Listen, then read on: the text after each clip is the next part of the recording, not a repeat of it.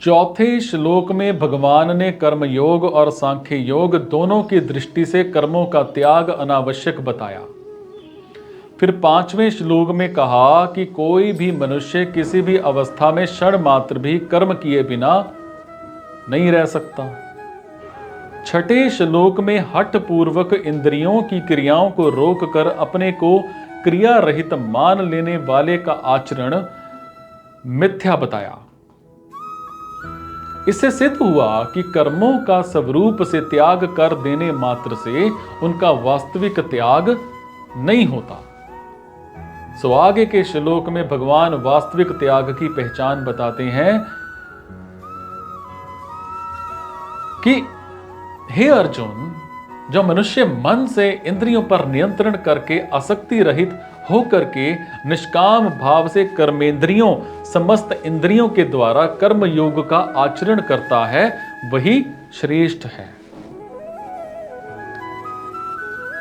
यहां अनासक्त होकर कर्म करने वाले को मिथ्याचारी की अपेक्षा ही नहीं, हालांकि सांख्य योगी की अपेक्षा भी श्रेष्ठ बताने की दृष्टि से तू पद दिया गया है।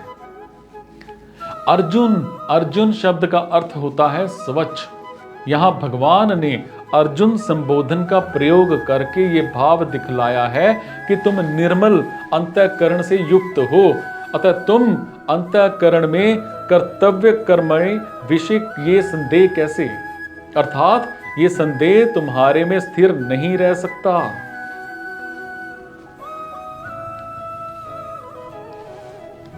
मन, बुद्धि, चित्त और अहंकार इसका वाचक है और इंद्रियाणी पद 6ठे श्लोक में आए।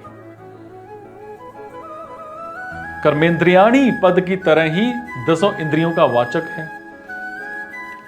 मन से इंद्रियों को वश में करने का मतलब है कि विवेकवती बुद्धि के द्वारा मन और इंद्रियों से खुद का कोई संबंध नहीं है, ऐसा अनुभव करना। मन से इंद्रियों का नियमन करने पर इंद्रियों का अपना स्वतंत्र आग्रह नहीं रहता, अर्थात उनको जहां लगाना चाहें वहीं वे लग जाती हैं और जहां से उनको हटाना चाहें वहीं से वो हट जाती हैं। इंद्रियां वश में तभी होती हैं जब इनके साथ ममता या मेरापन का सर्वथा अभाव हो जाता है। 12वें अध्याय के 11वें श्लोक में भी कर्म योगी के लिए इंद्रियों का वश में करने की बात आई है।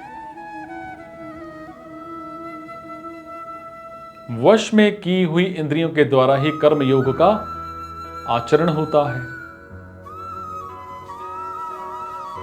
मिथ्याचार के जो विषय हैं उसमें इंद्रियों को हठ पूर्वक रोकने की बात कही है, परंतु शास्त्र मर्यादा के अनुसार इंद्रियों का नियमन करने, निषिद्धि से हटाकर उन्हें शास्त्र विहित कर्तव्य कर्म में लगाने की बात कही है। नियमन करने पर इंद्रियों का संयम स्वतः हो जाता है। आसक्ति 2 जगह होती है, कर्म में और उनके फलों में। समस्त दोष आसक्ति में ही रहते हैं, कर्मों और उनके फलों में नहीं। आसक्ति रहते हुए योग सिद्ध नहीं हो सकता और आसक्ति का त्याग करने पर ही योग सिद्ध होता है। सो साधक को कर्मों का त्याग ना करके उनमें आसक्ति का ही त्याग करना चाहिए।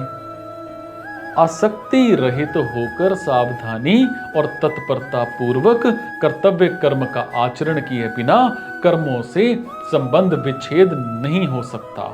साधक आसक्ति रहित तभी हो सकता है जब वो शरीर, इंद्रियां, मन, बुद्धि को मेरी अथवा मेरे लिए ना मानकर सिर्फ संसार का और संसार के लिए ही मानकर संसार के हित के लिए तत्परता पूर्वक कर्तव्य कर्म का आचरण करने में लग जाए। जब वो अपने लिए कोई कर्म ना करके केवल दूसरों के हित के लिए संपूर्ण कर्म करता है, तब उसकी अपनी फलाशक्ति स्वतः मिट जाती है। कर्मेंद्रियों से होने वाली साधारण क्रियाओं से लेकर चिंतन और समाधि तक की समस्त क्रियाओं का हमारे स्वरूप के साथ कुछ भी संबंध नहीं है, परंतु स्वरूप से अनासक्त होते हुए भी ये जीवात्मा खुद आसक्ति करके संसार से अपना संबंध जोड़ लेता है। कर्मयोगी की वास्तविक महिमा आसक्ति रहित होने में ही है। कर्मों से प्राप्त होने वाले किसी भी फल को ना चाहना अर्थात उससे सर्वथा असंग हो जाना ही आसक्ति रहित होना है। साधारण मनुष्य तो अपनी कामना की सिद्धि के लिए ही किसी कार्य में प्रवृत्त होता है, परंतु साधक आसक्ति के त्याग का उद्देश्य लेकर ही किसी कार्य में प्रवृत्त होता है। ऐसे साधक को ही यहाँ आसक्त कहा गया है। जब ज्ञान योगी और कर्म योगी दोनों ही फलेच्छा और आसक्ति का त्याग करते हैं, तब ज्ञान योग की अपेक्षा कर्म योग अधिक सुगम सिद्ध होता है।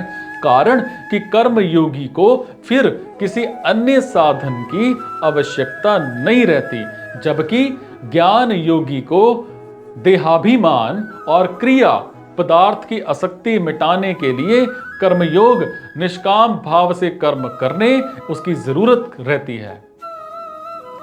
कर्मयोग में आसक्ति का त्याग मुख्य है, जिससे कर्मयोगी को समबुद्धि की प्राप्ति हो जाती है। इसलिए भगवान कहते हैं कि कर्मों का त्याग करने की आवश्यकता नहीं है, बल्कि आसक्ति रहित होकर कर्म करने की आवश्यकता है। कर्मों का त्याग करना चाहिए या नहीं, यह कहना वस्तुतः गीता का सिद्धांत ही नहीं है। गीता के अनुसार कर्मों में आसक्ति ही मतलब दोष होने के कारण त्याज्य है। कर्म योग में कर्म सदा दूसरों के हित के लिए होता है और योग अपने लिए होता है। अर्जुन कर्म को अपने लिए मानते हैं, इसलिए उन्हें युद्ध रूप कर्तव्य कर्म घोर दिख रहा है। इस पर भगवान ये स्पष्ट करते हैं कि आसक्ति ही घोर होती है, कर्म नहीं। समझ पा रहे हैं बात को?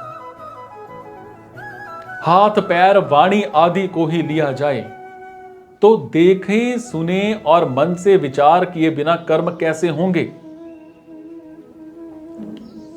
यहां सभी करणों अर्थात अंतःकरण और बाहरी करण को भी कर्मेंद्रियां माना गया है, क्योंकि इन सब से कर्म होते हैं। जब कर्म अपने लिए ना करके दूसरों के हित के लिए किया जाता है ना, तब वो कर्मयोग कहलाता है। अपने लिए कर्म करने से अपना संबंध कर्म और कर्म फल के साथ हो जाता है, और अपने लिए कर्म ना करके दूसरों के लिए कर्म करने से कर्म और कर्म फल का संबंध दूसरों के साथ अथवा परमात्मा का संबंध अपने साथ हो जाता है, जो कि सदा से है। और इस प्रकार देश काल परिस्थिति आदि के अनुसार प्राप्त कर्तव्य कर्म को निस्वार्थ भाव से करना कर्मयोग का आरंभ है। कर्मयोगी साधक दो तरह के होते हैं, जिसके भीतर कर्म करने का वेग आसक्ति रुचि तो है, पर अपना कल्याण करने की इच्छा मुख्य है। ऐसे साधक के लिए नए नए कर्म आरंभ करने की जरूरत नहीं है, उसके लिए केवल प्राप्त परिस्थिति का सदुपयोग करने की ही जरूरत है। जिसके भीतर अपना कल्याण करने की इच्छा मुख्य नहीं है और संसार की सेवा करने में, उसे सुख पहुंचाने में और समाज का सुधार करने में अधिक रुचि है, जिससे उसके मन में आता है कि अमुक अमुक काम किए जाएं तो बहुतों की सेवा हो सकती है, समाज का सुधार हो सकता है। ऐसा साधक अगर नए नए कर्मों का आरंभ कर भी दे तो कोई हर्ज नहीं है। हाँ, नए कर्मों का आरंभ सिर्फ कर्म करने की आसक्ति मिटाने के लिए ही किया जाना चाहिए। गीता में भगवान ने अर्जुन के लिए प्राप्त परिस्थिति का सदुपयोग करने के लिए कहा है कि अर्जुन, क्योंकि अर्जुन में अपने कल्याण की इच्छा मुख्य थी। जो अपने स्वार्थ का फल की आसक्ति का त्याग करके मात्र प्राणियों के हित के लिए कर्म करता है, वो श्रेष्ठ है। कारण कि उसकी मात्र क्रियाओं का प्रवाह संसार की तरफ हो जाने से उसमें स्वतः असंगता आ जाती है। साधक का जब अपना कल्याण करने का विचार होता है, तब वो कर्मों के साधन में विघ्न समझकर उनमें उपराम होना चाहता है, परंतु वास्तव में कर्म करना दोषी नहीं है। प्रत्युक्त कर्मों में सकाम भाव ही दोषी है। अतः भगवान कहते हैं कि बाहर से इंद्रियों का संयम करके भीतर से विषयों का चिंतन करने वाले मिथ्याचारी पुरुष की अपेक्षा आसक्ति रहित होकर दूसरों के हित के लिए कर्म करने वाला श्रेष्ठ है। वास्तव में मिथ्याचारी पुरुष की अपेक्षा स्वर्गादि की प्राप्ति के लिए सकाम भाव पूर्वक कर्म करने वाला भी श्रेष्ठ है। फिर दूसरों के कल्याण के लिए निष्काम भाव पूर्वक कर्म करने वाला कर्मयोगी श्रेष्ठ है। इसमें तो कहना ही क्या है। जब अर्जुन ने प्रश्न किया कि संन्यास और योग दोनों में कौन श्रेष्ठ है, तब भगवान ने उत्तर में दोनों को ही कल्याण करने वाला बताकर कर्म संन्यास की अपेक्षा कर्म योग को श्रेष्ठ कहा। यहां भी इसी आशय से स्वार्थ भाव का त्याग करके दूसरों के हित के लिए कर्म करने वाले कर्मयोगी को श्रेष्ठ बताया गया है। देखो, अपने में कल्याण की इच्छा हो, स्वभाव में उदारता हो और हृदय में करुणा हो, अर्थात दूसरों के सुख से सुखी, प्रसन्न और दुख से दुखी हो जाए, ये तीन बातें होने पर मनुष्य कर्मयोग का अधिकारी हो जाता है। कर्मयोग का अधिकारी होने पर कर्मयोग सुगमता से होने लगता है। कर्मयोग में एक विभाग कर्म कर्तव्य का है और एक विभाग योग का है। प्राप्त वस्तु, सामर्थ्य और योग्यता का सदुपयोग करना और व्यक्तियों की सेवा करना, ये कर्तव्य है। कर्तव्य का पालन करने से संसार से माने हुए संयोग का वियोग हो जाता है, ये योग है। कर्तव्य का संबंध संसार के साथ है और योग का संबंध परमात्मा के साथ है।